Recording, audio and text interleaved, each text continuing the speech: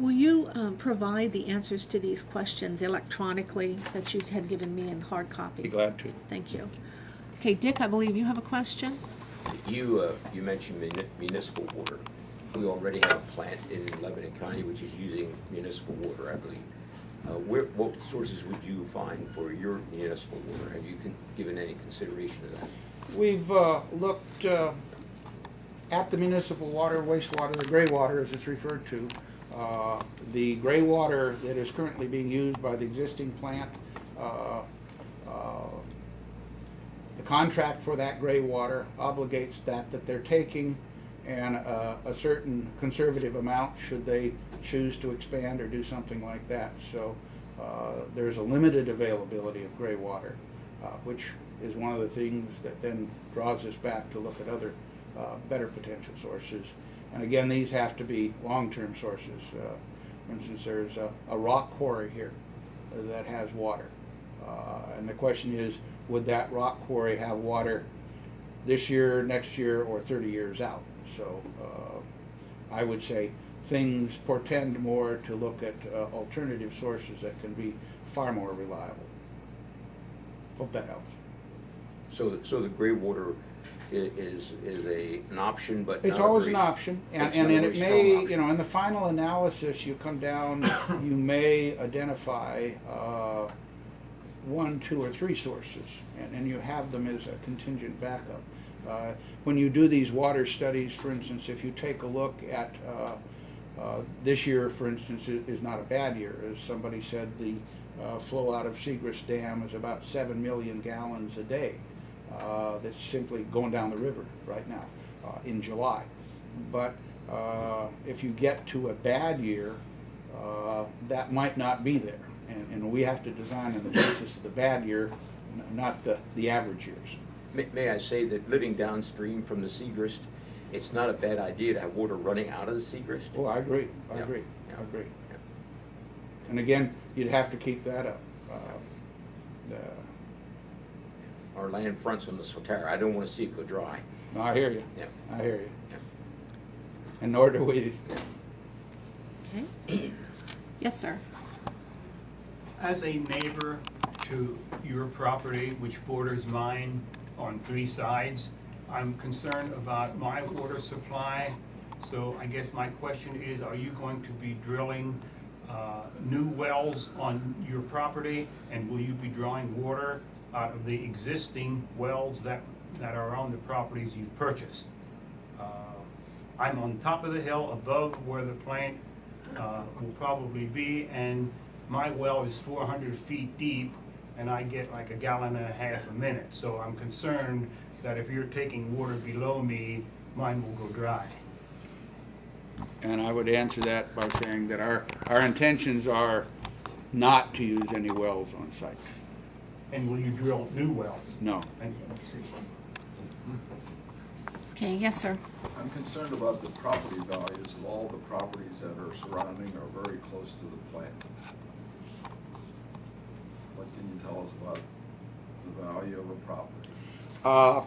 What we've found throughout the country, wherever we've built these plants, is that the enhanced tax base and so on normally adds to schools, adds to the attraction of the area, and we really don't know of any place where land values ever went down. The situation is that they've always increased and increased fairly dramatically, both local and our needs.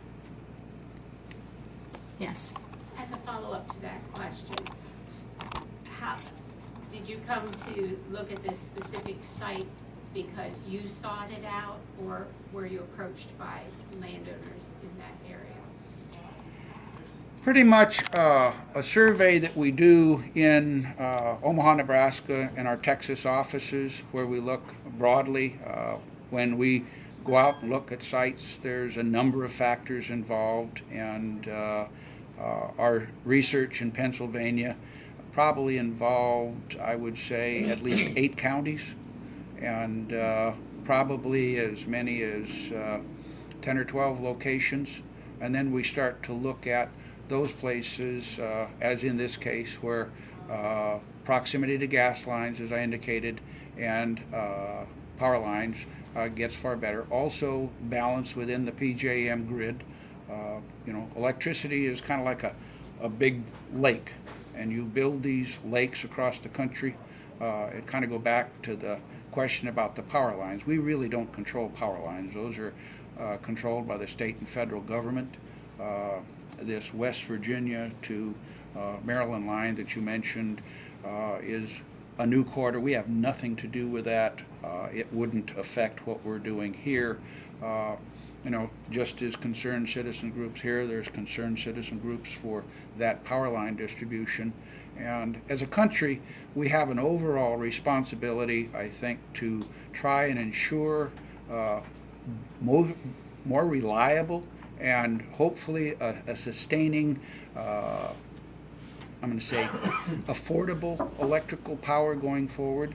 And with these demands for carbon capture and things like that, the fact that 55% of the power right now comes from coal, and coal is under severe attack because of the emissions and the requirements. And as you add emissions to coal plants, you also diminish the generation capacity of that plant, because the generation capacity has to go to run those capture mechanisms on the emissions coming out of the plant. So it becomes a losing proposition for generators with coal plants, that they get down to where by the time the inefficiencies in running it, there is a question of whether it's a sustaining cost that they can afford, and therefore you look at alternatives which come back. You know, 35% of the power comes from nuclear, and so you might, if you were a utility, consider a nuclear plant. They take 10 years as a minimum normally to site, build, and permit, if you're able to get it done that quickly.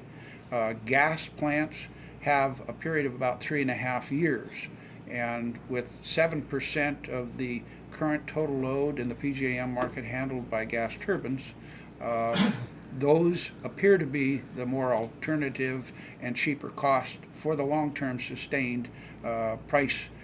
When it comes back to the transmission of that power, you see lines in neighborhoods and across the country, and what they need to do to protect for brownouts and blackouts in this area and others. For instance, back, I believe, in the December period of '07 and January of '08, there was a big ice storm here, and a lot of the lines went down. And so power had to be transmitted back into this area to kind of sustain life as you know it and keep your power rates where they are.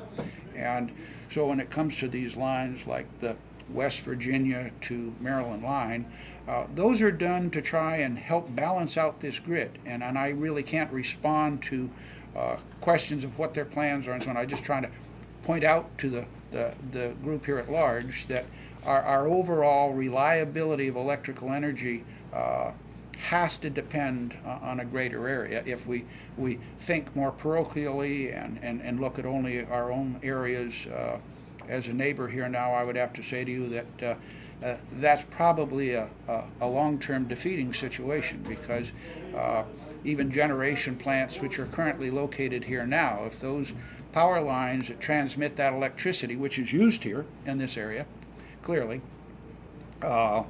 if those lines go down, then you're going to need power in from some. So it's not my position, nor is my company involved in power lines, but I would simply say when it comes to looking at these things and picking the site in answer to your question, the power lines and that all plays a very big factor.